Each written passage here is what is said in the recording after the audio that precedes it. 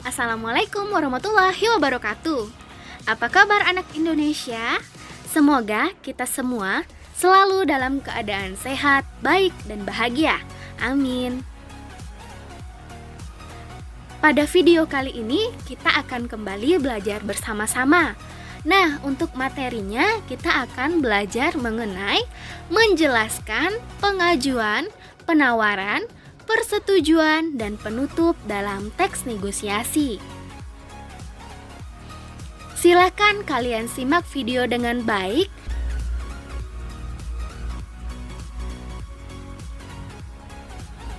Seperti biasa, sebelum masuk ke materi pembelajaran, kita harus mengetahui kompetensi dasar pembelajaran, peta konsep pembelajaran, dan yang terakhir, materi pembelajaran. Yang pertama, yakni kompetensi dasar pembelajaran. Adapun kompetensi dasar pembelajaran hari ini, 3.5 mengevaluasi pengajuan, penawaran, dan persetujuan dalam teks negosiasi baik lisan maupun tulis. Selanjutnya, kita akan mempelajari mengenai peta konsep pembelajaran, yang mana materi hari ini menjelaskan pengajuan, penawaran, persetujuan, dan penutup dalam teks negosiasi yang dibagi menjadi 3. Yang pertama, menganalisis faktor penentu keberhasilan negosiasi. Selanjutnya, yang kedua, menggunakan alasan yang tepat untuk melakukan pengajuan dan penawaran dalam negosiasi lisan. Dan yang ketiga, menjelaskan pola-pola penyajian teks negosiasi. Barulah kita masuk ke materi pembelajaran. Menjelaskan pengajuan, penawaran, dan persetujuan dalam teks negosiasi. Setelah mempelajari materi ini, kamu diharapkan mampu 1. Menganalisis faktor penentu keberhasilan negosiasi. 2. Menggunakan alasan yang tepat untuk melakukan pengajuan dan penawaran dalam negosiasi. Yang ketiga, menjelaskan pola-pola penyajian teks negosiasi. Silakan kalian pahami tujuan pembelajaran ini terlebih dahulu. Selanjutnya, kita akan bahas materinya. Inti dari negosiasi adalah sebuah komunikasi yang dipergunakan ketika ada perbedaan kebutuhan atau kepentingan yang mengakibatkan sebuah pertentangan. Pertentangan tersebut akan diselesaikan dan dipecahkan dengan sebuah perundingan, atau pada materi ini kita sebut negosiasi, sehingga kedua belah pihak dapat merasa diuntungkan. Materi pertama, menganalisis faktor penentu keberhasilan negosiasi. Sebuah permasalahan akan dengan mudah terselesaikan jika masing-masing pihak memberikan penawaran yang menjadi solusi terbaik dalam sebuah perundingan.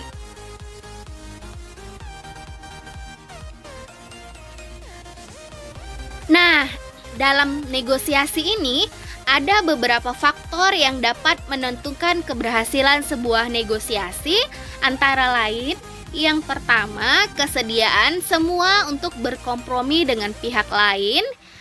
Yang kedua, tidak ada pihak yang dirugikan. Yang ketiga, kesepakatan yang dicapai bersifat praktis dan dapat dilakukan. Dan yang terakhir, alasan yang disertakan mampu memengaruhi pihak lain. Faktor-faktor ini dapat muncul semua dalam proses negosiasi atau hanya dapat muncul beberapa saja. Selanjutnya, menggunakan alasan yang tepat untuk melakukan pengajuan dan penawaran dalam negosiasi. Negosiasi sendiri baru terjadi ketika terjadi sebuah kesepakatan. Apabila tidak terjadi kesepakatan, maka tidak bisa kita sebut adanya negosiasi. Untuk mencapai kesepakatan tersebut atau untuk mencapai kesepakatan yang kita inginkan, partisipan harus menyertakan alasan yang mendukung pengajuan dan penawarannya. Masing-masing pihak harus mampu meyakinkan pihak lainnya bahwa pengajuan atau penawaran yang diajukan dapat atau bahkan harus diterima. Alasan-alasan yang digunakan untuk meyakinkan pihak lain dalam bernegosiasi. Untuk itu, silahkan kalian baca kembali penggalan cerpen HP baru.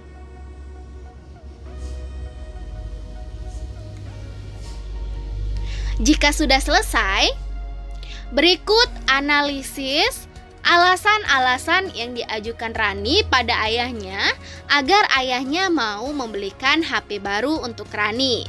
Berikut contohnya. Yang A, semua teman Rani punya HP sehingga mereka dapat dengan mudah menelpon orang tuanya saat terpaksa pulang telat.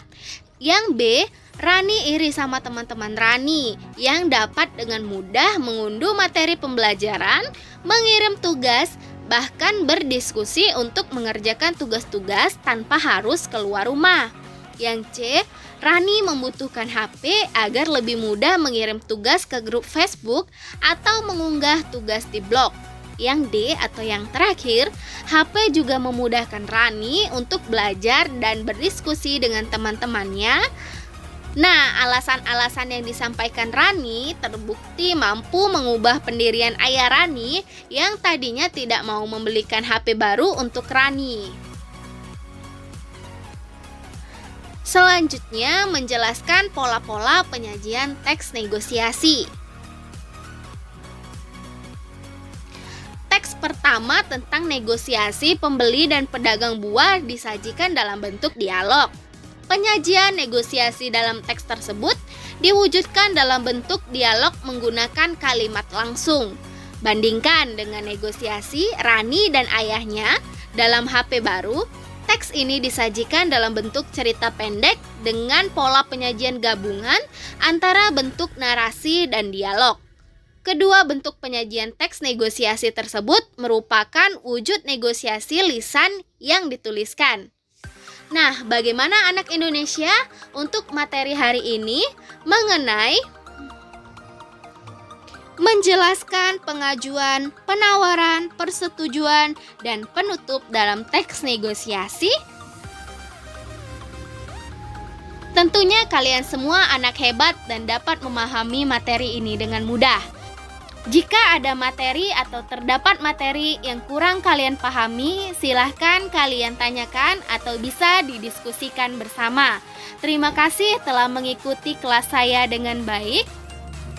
Selamat berjumpa di materi selanjutnya. Saya akhiri. Wassalamualaikum warahmatullahi wabarakatuh. Selamat belajar dan semangat belajar. Salam sehat.